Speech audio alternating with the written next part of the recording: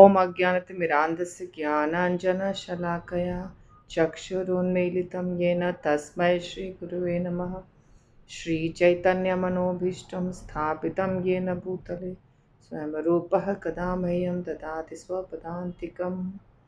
वन्देऽहं श्रीगुरो श्रीयुतपदकमलं श्रीगुरून् वैष्णवांश्च श्रीरूपं साग्रजातं सगणरघुनाथान्वितं तं सजीवं साद्वैतं सावधूतं परिजनसहितं कृष्णचैतन्यदेवं श्रीराधाकृष्णपादान् सगणललिता श्रीविशाखान्विताश्च। जय श्री कृष्ण चैतन्य प्रभु नित्यानंद श्री अद्वैत गदाधर शिवासादि गौर भक्तवृंद।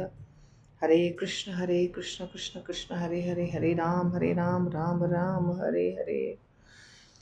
चैतन्य चरितामृत आदि लीला चौथा अध्याय और 56वां नंबर श्लोक, इसका अंतिम पैराग्राफ बाकी है। तो आप सब भक्तों का इस क्लास में स्वागत है।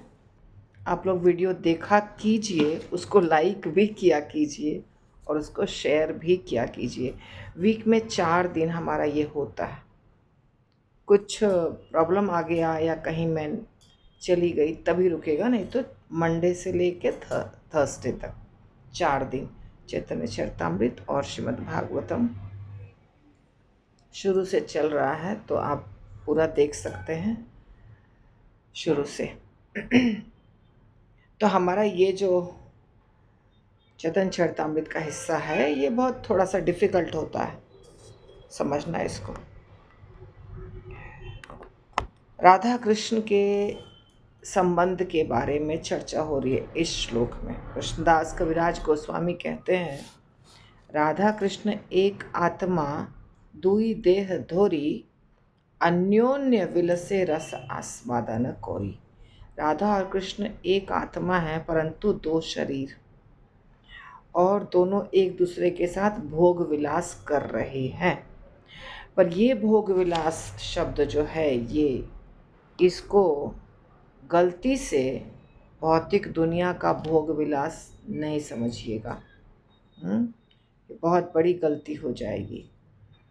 तो ये इसका तात्पर्य हो गया है। अंतिम बाकी है जो कि बहुत ही महत्वपूर्ण है। अंतिम पैराग्राफ में कहते हैं श्रील प्रभुपाद के द्वारा तात्पर्य है, श्रील प्रभुपाद की जय। भगवान कृष्ण सर्वशक्तिमान सच्चिदानंद विग्रह है। ठीक है, सच्चिदानंद। भगवान के शरीर में मिट्टी नहीं है, पानी नहीं है, हवा नहीं है, आग नहीं है। भगवान के शरीर में 3 चीज़ है, सत्य, चित्त और आनंद। उनका शरीर इन 3 चीज़ों से मिलकर बना है। सत्य, चित्त और आनंद, तीनों को जोड़ने के बाद, संधि करने के बाद ये शब्द कहलाता है सच्चिदानंद। ठीक है, सच्चिदानंद, सत्य चित्त आनंद। तो ये सच्चिदानंद क्या चीज़ है? सत्य चित्त आनंद क्या चीज़ है? जो हम लोग का शरीर है वो 5 चीज़ों से मिलके बना है। मिट्टी, हवा, पानी, उसको हम पहचानते हैं, परंतु सच्चिदानंद किसको कहते हैं? तो कह रहे हैं श्रील प्रभुपाद कि भगवान की अंतरंगा शक्ति, हमने देखा कि भगवान में एक शक्ति है जिसका नाम है अंतरंगा शक्ति, और एक दूसरी शक्ति है जिसका नाम है बहिरंगा शक्ति, या तो पराशक्ति और अपराशक्ति। ठीक है, उसी शक्ति से भगवान सारी दुनिया का सारा कार्य करते हैं। तो उनकी जो अंतरंगा शक्ति है वो पहले सत्य के रूप में प्रकट होती है, फिर चित्त के रूप में प्रकट होती है, फिर आनंद के रूप में प्रकट होती है। यानी भगवान की अंतरंगा शक्ति को आप 3 शक्तियों के रूप में देख सकते हैं। एक ही शक्ति है भगवान की अंतरंगा शक्ति, पर 3 रूपों में है। एक रूप है उनका सत्य, फिर दूसरा चित्त और तीसरा आनंद। इसके दूसरे भी नाम हैं। सत का एक और नाम है संधिनी, संधिनी शक्ति। चित्त का भी एक और नाम है संवित शक्ति, और आनंद का भी एक और नाम है आह्लादिनी शक्ति। संधिनी, संवित और आह्लादिनी। तो सबसे पहले भगवान की अंतरंगा शक्ति संधिनी शक्ति के रूप में कार्य करती है, या सत के रूप में कार्य करती है। सत, सत का मतलब क्या होता है? सत शक्ति से या संधिनी शक्ति से जगत का विस्तार होता है। पूरी दुनिया जो बनी है, आध्यात्मिक जगत खास करके, वो भगवान की अंतरंगा शक्ति के सत पाठ से, सत संधिनी शक्ति, इससे सारे वैकुंठ लोक, गोलोक सब बने हैं।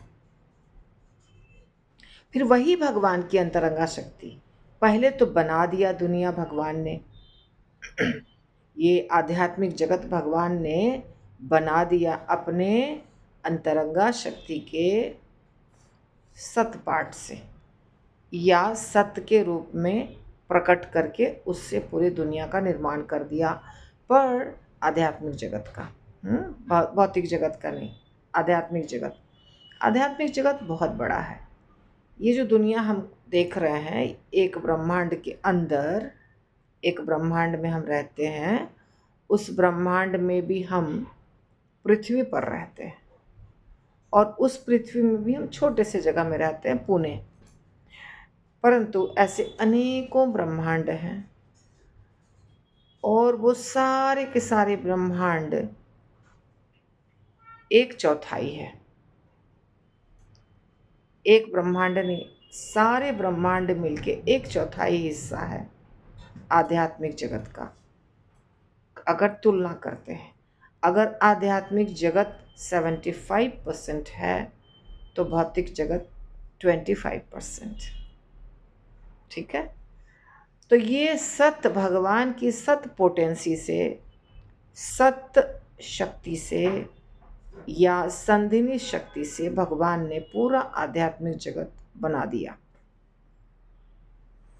उसके बाद भगवान की ही अंतरंगा शक्ति अपने आप को चित्त के रूप में प्रकट करती है। चित्त उनका दूसरा भाग है, दूसरा टाइप है, शक्ति का एक अलग प्रकार है। उसको कहते हैं चित्त, या दूसरा नाम है संवित। तो संवित शक्ति क्या करती है? संवित शक्ति यानी ज्ञानमय, उस शक्ति से भगवान के रूपों का विस्तार होता है। जैसे भगवान कृष्ण बलराम जी के रूप में अपने आप को विस्तारित करते हैं। किससे हो रहा है? संवित शक्ति से, चित्त शक्ति से। फिर बलराम जी अपने आप को महाविष्णु के रूप में या संकर्षण के रूप में विस्तारित करते हैं। चतुर्व्यूह, संकर्षण, अनिरुद्ध, प्रद्युम्न, वासुदेव। तो ये भगवान की चित्त शक्ति के द्वारा कार्य होता है। फिर वो संकर्षण से महाविष्णु, फिर महाविष्णु से गर्भोदक्षाय विष्णु, फिर गर्भोदक्षाय विष्णु से क्षीरोदक्षाय विष्णु। ये सारा जो विस्तार हो रहा है, ये भगवान के चित्त पोटेंसी से हो रहा है, या संवित शक्ति से हो रहा है। तो ये हो गया दूसरी शक्ति। अब अंत में, या तीसरे नंबर का जो रूप है भगवान के शक्ति का, वो है आनंद। ये आनंद शक्ति का दूसरा नाम है हलादिनी, आह्लादिनी, हलादिनी। तो हलादिनी शक्ति जो है वो राधा रानी है, और हलादिनी शक्ति सब जगह आनंद प्रदान करती है।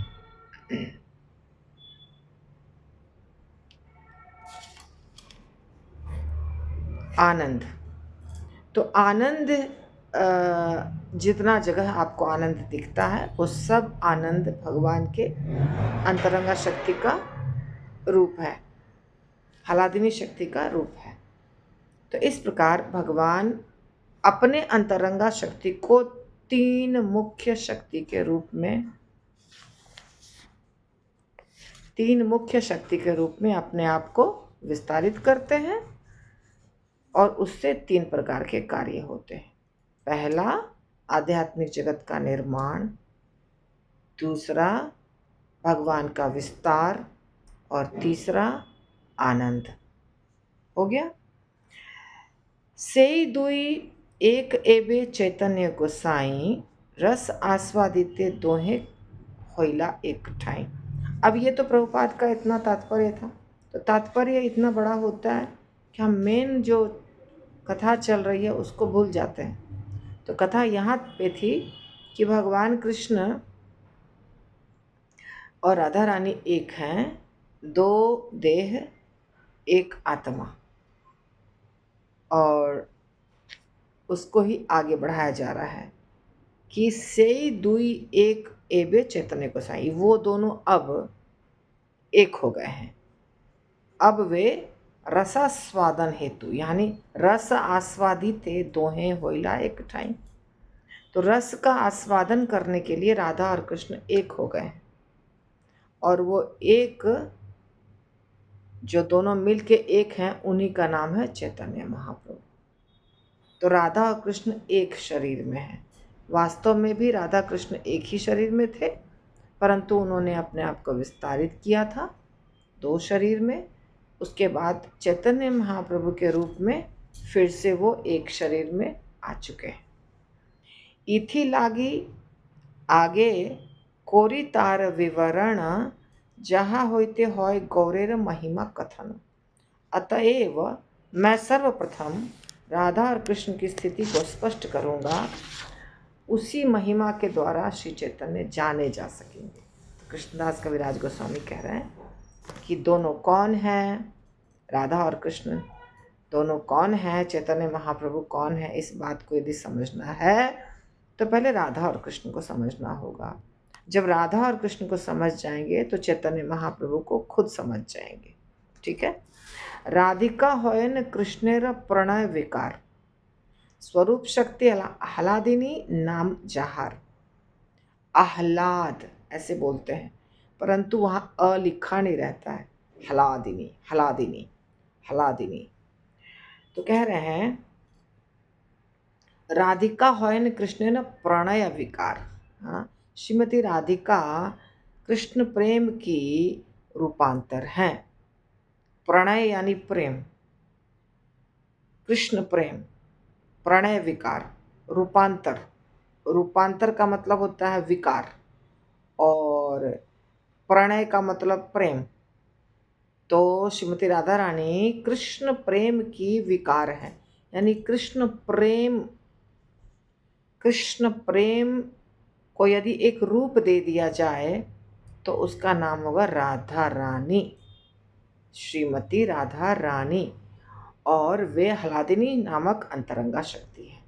तो अंतरंगा शक्ति को हमने देखा कि तीन रूपों में मुख्यतः जाना जा सकता है। तीन कार्य हैं उनके और तीन नाम भी हैं उनके। ठीक है ना। संधिनी, संवित और हलादिनी या सच्चित आनंद। उसमें जो हलादिनी शक्ति है वो है राधा रानी। संवित और संधिनी का कुछ काम नहीं है यहाँ पे। श्रीमती राधा रानी सिर्फ हलादिनी शक्ति। अलादिनी कौराय कृष्ण आनंद आस्वादन, अलादिनीर द्वारा कौरे भक्तेरा पोषण। तो अभी आप देखिए, जब विस्तार की बात आती है, भगवान का विस्तार होता है, ये पूरी दुनिया विस्तार से चलती है ना। भगवान के विस्तार से ही पूरी दुनिया चल रही है। चलाने वाले जो हैं दुनिया को, वो भगवान के अलग अलग प्रकार के रूप हैं।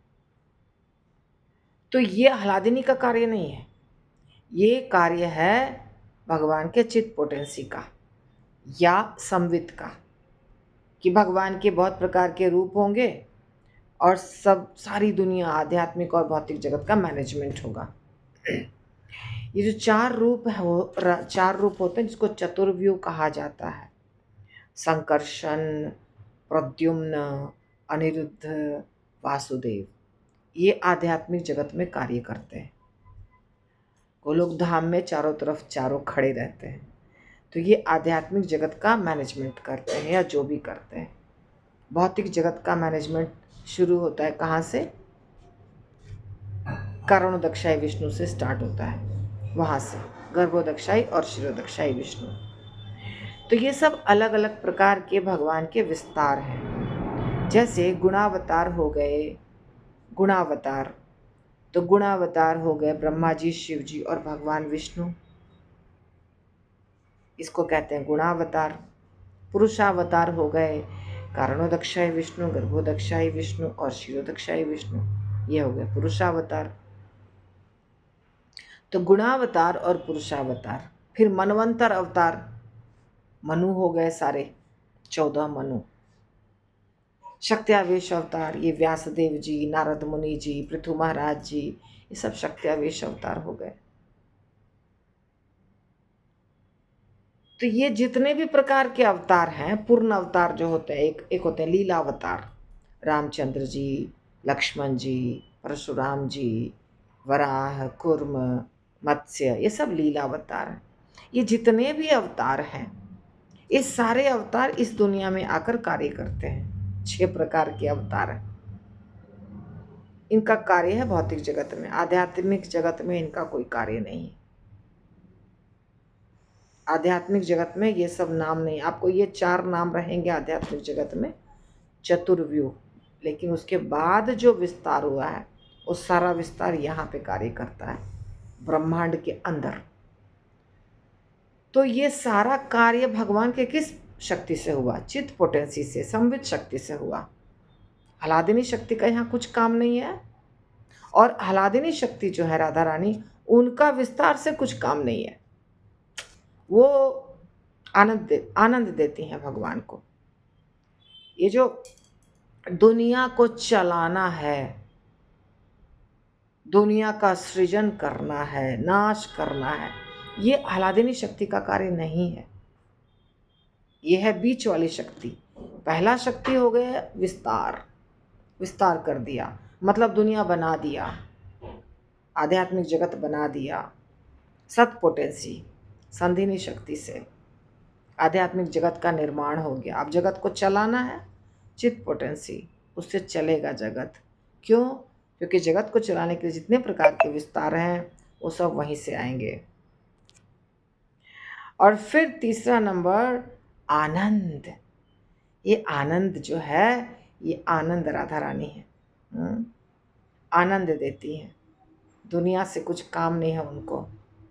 तो ये जो कृष्ण के अंदर प्रेम है, भगवान के अंदर सब कुछ है, भगवान के अंदर ज्ञान है, जो विस्तार वाला कार्य है वो ज्ञान वाला है। तो विस्तार, भगवान के अंदर ज्ञान भी है, भगवान के अंदर आनंद भी है। तो ज्ञान वाला जो पार्ट है उसका यहाँ पे कुछ काम नहीं है। आनंद वाला जो पार्ट है, आह्लादिनी वाला जो हिस्सा है, वो राधा रानी का कार्य है। ये बात को समझना है हमको।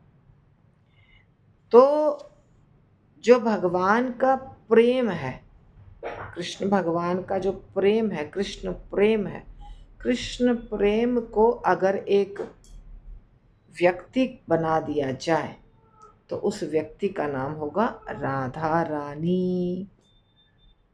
ये है मतलब। अलादिनी कौराय कृष्ण आनंद आस्वादना, अलादिनीर द्वारा कौरे भक्तेरा पोषण। तो आनंद वाली जो शक्ति है भगवान की, राधा रानी नाम की, वो भक्तों को आनंद देती हैं और भक्तों का पोषण करती हैं, भक्तों का पोषण करती हैं। तो इसका तात्पर्य हमको पढ़ना है, जो आज नहीं पढ़ूंगी मैं। आज हम बस यहीं रोक देंगे। श्रील प्रभुपाद की जय।